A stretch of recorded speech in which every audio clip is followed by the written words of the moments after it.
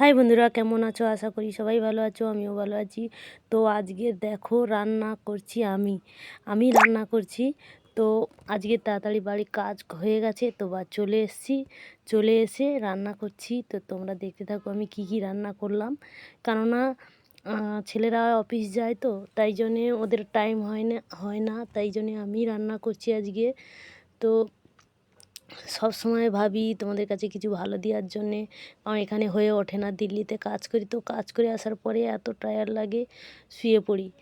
আর আজ ছেলেরা অফিস যাচ্ছে, তো আমি ভাবলাম যে আমি আজকে রান্না করে রেখে দিই। কেননা ওরা তো অফিস থেকে এসে বিরক্তি হয় রান্না করতে, ওরাও সারাদিন কাজ করে আসে। তো আমি একটু টাইম পেলাম, তো আজকের আমি ফুলকপি আলু মাছ দিয়ে ঝোল করছি। আর 3-4 রকমের সবজি, যেমন ধরো শিম, বেগুন, তারপরে গাজর, আলু আর চিংড়ি মাছ দিয়ে একটা শুকনো সবজি করছি। তো যার জন্যে বললাম যে দেখো সবাই এখানে কাজ করে খায় দিল্লিতে, আর একজন আছে এত উল্টোপাল্টা কথা বলে, তো সত্যিকারে আমাদের মনে হয় যে আমরা কোন দেশে বাস করছি। আমরা বুঝতেই পারি না মানুষ কেন এত ছোটো মনের মানুষ হয়। তোমরা পুরো ভিডিওটা দেখো, কেউ স্কিপ করবে না, তোমাদের আগে থেকেই বলছি। দেখো, আর আমাদের মাছ এমনিতে 1 কিলো 1.5 কিলো করে কিনাই থাকে। নোনা মাছ কিনা থাকে, তারপরে এমনি পোনা মাছও কিনা থাকে, চিংড়ি মাছও কিনা থাকে। হপ্তার মাছ তুলে নিয়ে চলে আসি, ফ্রিজ আছে বলে ফ্রিজে রেখে দিই। তো আজকের মাছের ঝোল করলাম, আর এই তরকারিটা করলাম। আর ভাত আমার রাইস কুকারে বসে যায়, কেননা রাইস কুকার আছে বলে। তাই এই দেখো চিংড়ি মাছ, দেশের বাড়ি আমার বোন গেছিলো, তো চিংড়ি মাছ নিয়ে এসেছিলো।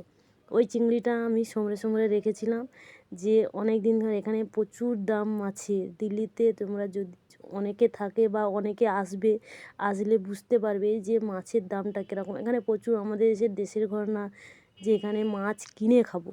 তো যাই হোক, তো আমি আজকের মোটামুটি রান্না করছি। দেখো মাছটা ভাজা হয়ে গেছে, ওদিকে সবজিও চাপিয়ে দিয়েছি, আর আমি এদিকে শিম কেটে কেটে জলে দিচ্ছি, কেননা তরকারি করতে হবে। তো তেমনি দেখো, আর আমি কিন্তু ভীষণ মাছের মাথা খেতে ভালোবাসি। তো একটা অর্ধেক মাথা ছিল, আমার বাড়িতে সবাই জানে যে আমি মাথা খেতে ভালোবাসি। তো তেমনি ওরা হচ্ছে কি মাথাটা রেখে দিয়েছে আমার জন্যে, যে মা খাবে।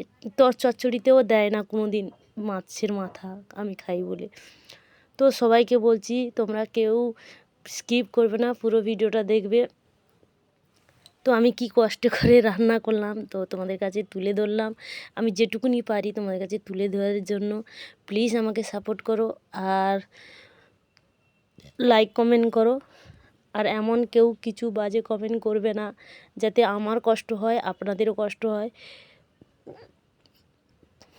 তো দেখো আমি আলুটা সমড়ে নিলাম, নিয়ে আর এই জামার হাতাটা, তো এই জামাটা আমার খুব পছন্দের জামা, তো আমার হাতাটা খালি নেবে আসছে, তো আমি ওটাকে তুলে ধরলাম। আর তো দেখো, কারণ আমি যেভাবে রান্না করি, আমাদের এখানে উপরে আছে, আমার উপরে ঠিক হচ্ছে না, কারণ আমার বুকের উপর পর্যন্ত স্যালাডটা তৈরি করা আছে, তো আমার ঠিক মুখটা যায় না রান্না করে, তাই জন্য নিচে নামিয়ে নিলাম।